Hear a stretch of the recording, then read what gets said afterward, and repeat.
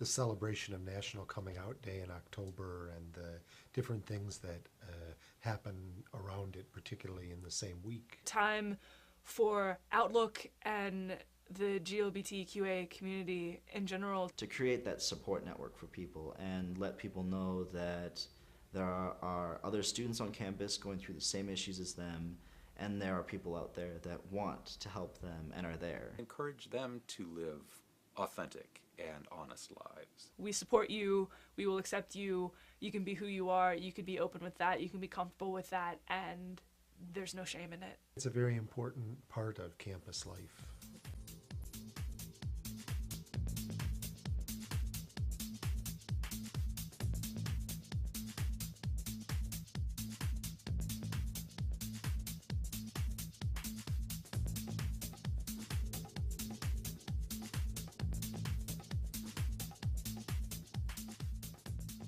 If it was the time I was a Denison student, nobody would have dared do it.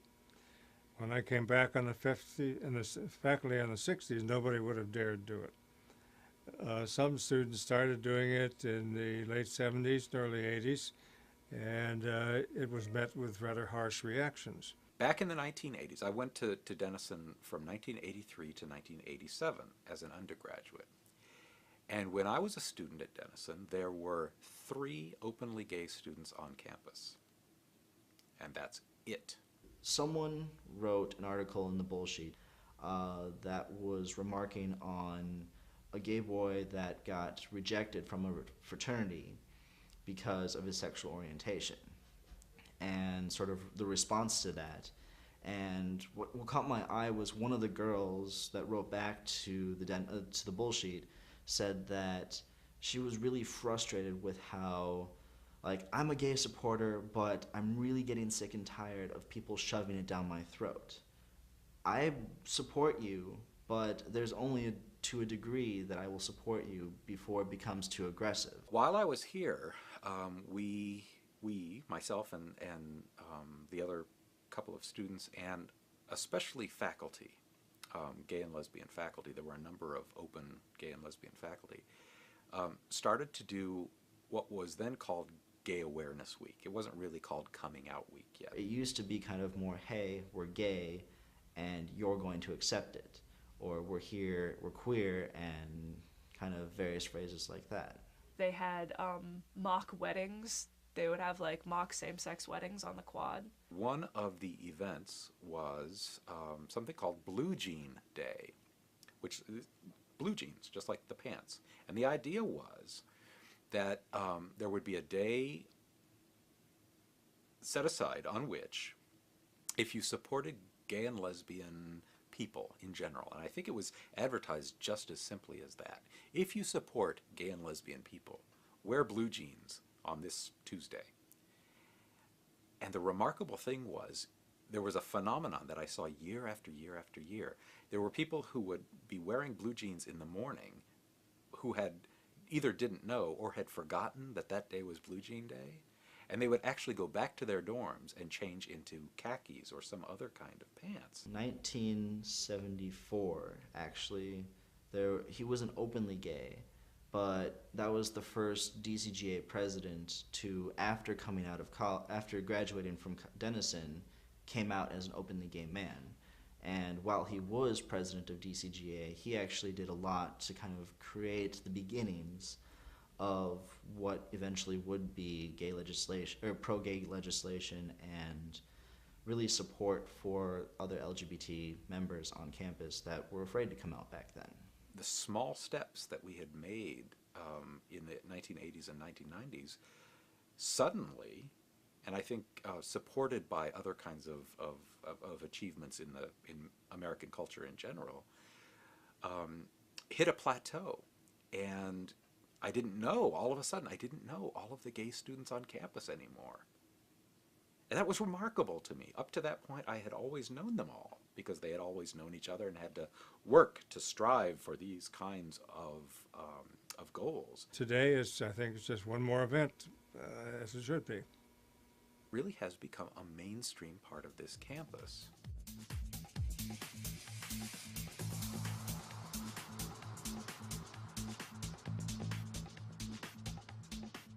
I started coming out when I was a student at Denison. I said, I've been dating a girl. I was like, yeah, Mom, that's because I'm gay. And she cried a lot that night. She vomited. She felt really bad. She said that she would tell my father because she said she shouldn't keep that. We were a family. It's just me and my parents.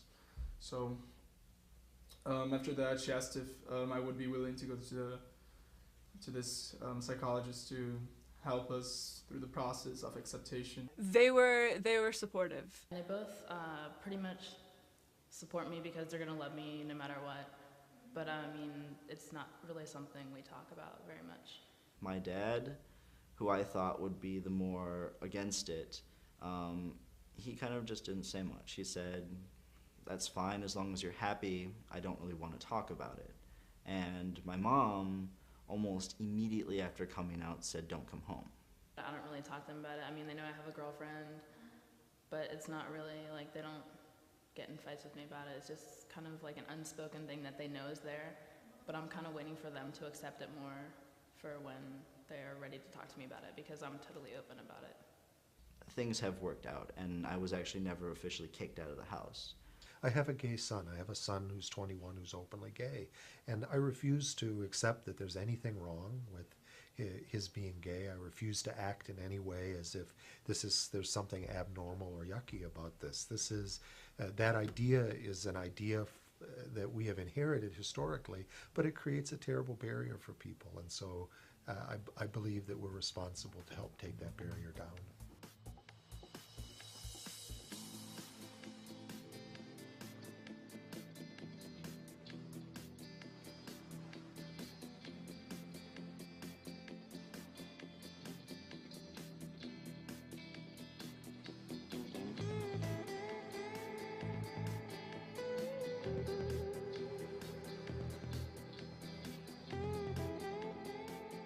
Even if they choose not to come out during that week, there are so many events that allow them to at least witness other folks who are out and proud and happy and successful and fulfilled.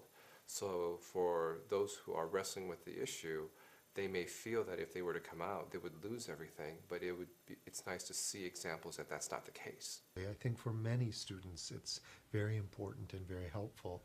I do think that it's possible for a student who is uncertain of their sexuality to feel pressured to say things during coming out week that they might not be ready to say publicly. I don't think it's directed to the people who are in the closet because they're still too afraid, and I don't think they're prepared to express themselves in such a big like party, in a big situation where everybody's gonna know. They prefer to come out to specific kind of people and to keep it small, you know.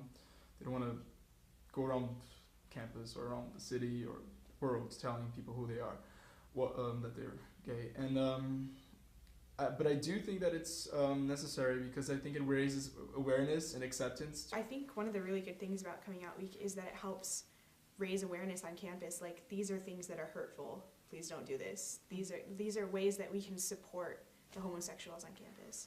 So I think that's a positive thing. I knew what was going on, and actually back then I avoided all the events I could. But I think even just knowing that those existed on campus, seeing the chalkings, and sort of knowing that people were there and people were doing things that were pro-gay, not discriminatory against people. It was a good thing to see, and also kind of a welcoming feeling, and actually sort of made it a little bit easier for me in the end to come out. I think it's more about gay and lesbian and transgender and whatnot visibility than it is actually saying everybody come out, because you come out when you're ready, and that's what I've always believed in. So I just think it's more about the whole cause and issues out there, and just letting people know that there's gay people here and they exist, and it's not just a made-up thing.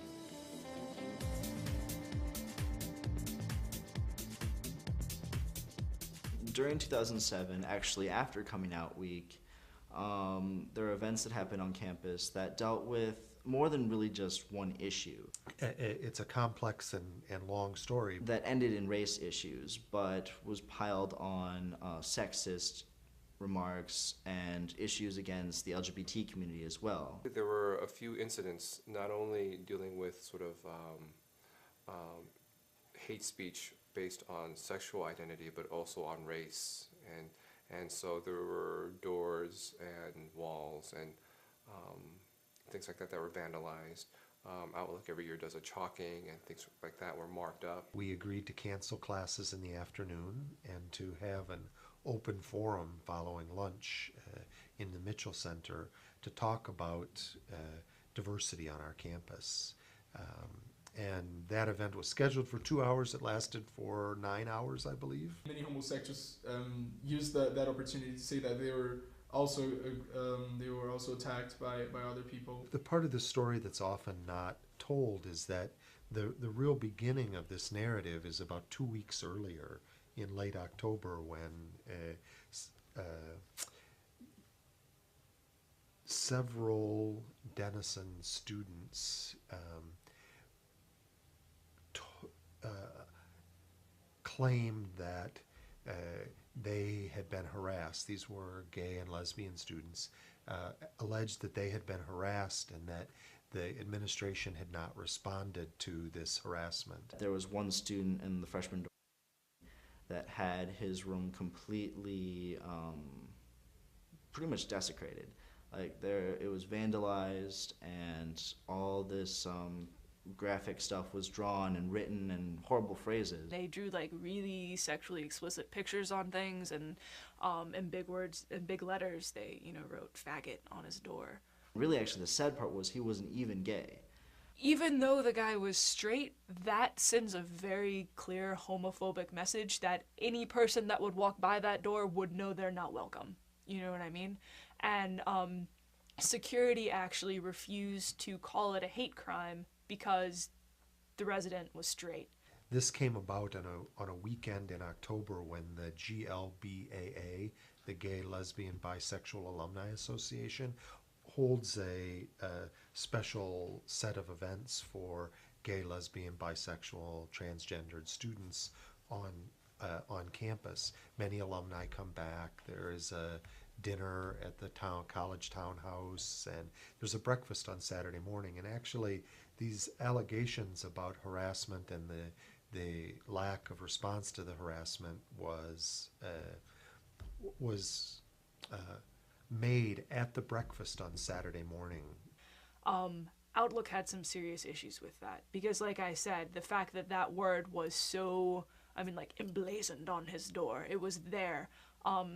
I personally felt, and Outlook as a group really felt that that was a hate crime. It was sending a very clear message of, we don't want you here. The president and Dale Noble, the vice president of student affairs, Sam Thios, and I made a statement to the campus that we rejected harassment of gay, lesbian, bisexual, and transgendered students, and that we would not tolerate that. A group was put together to investigate the allegations.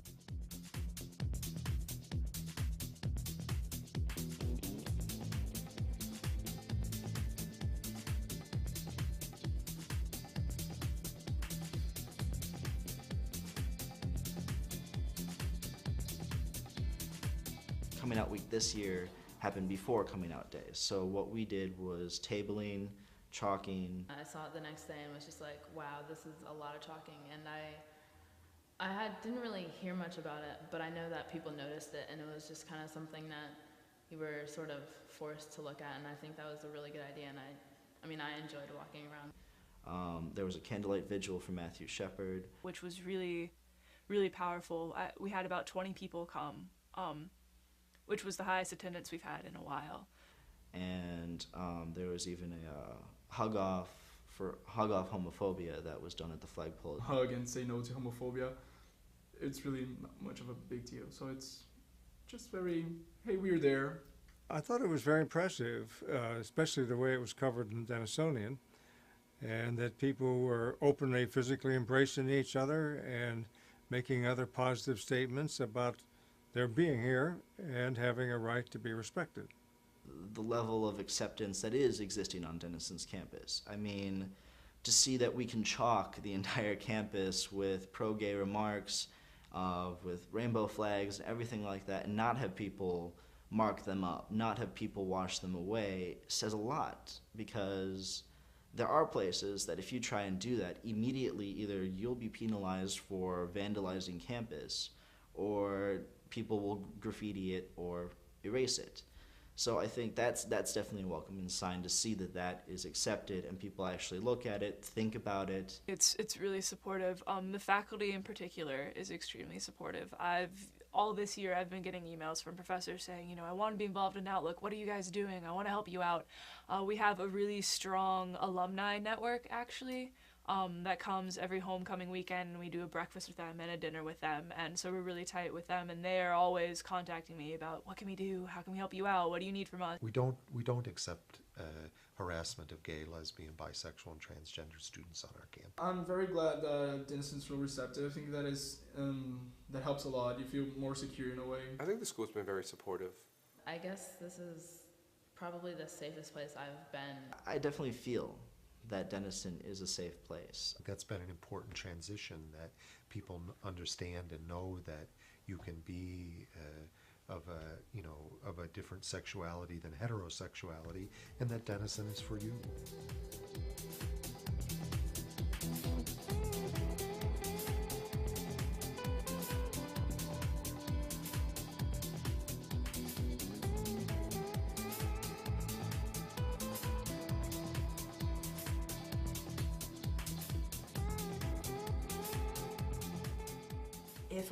If a student holds the belief that homosexuality is wrong, that they're definitely going to face intellectual opposition, and people who think that they're intellectually inferior for thinking that, and that could be a problem too. I mean, I've definitely had professors who have overtly stated, like, anyone who believes in God is just dumb.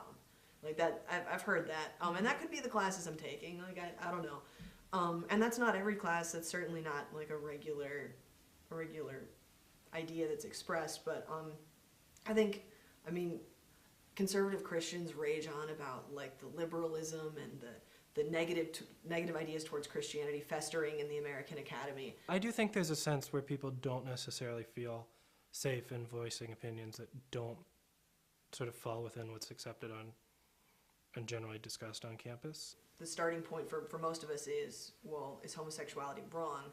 But I would prefer to approach the question, how are we to treat people? Like, and how do we treat people? And the answer for me is we don't treat anyone any differently based on, you know, race, sexual orientation, nationality.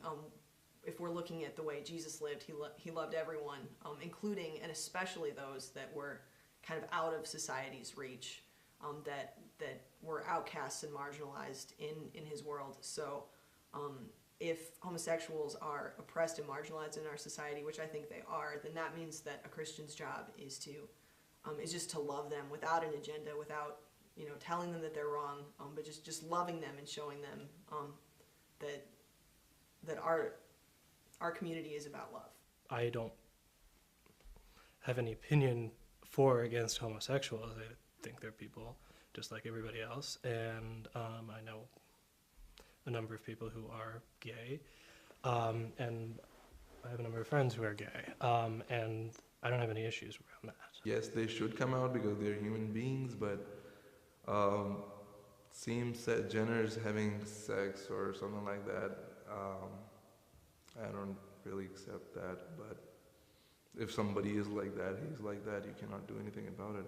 And it doesn't mean to, like, you should go ahead and harm the people.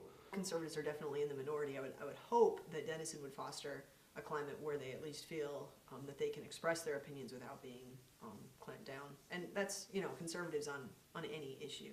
The all-campus convocation, yeah.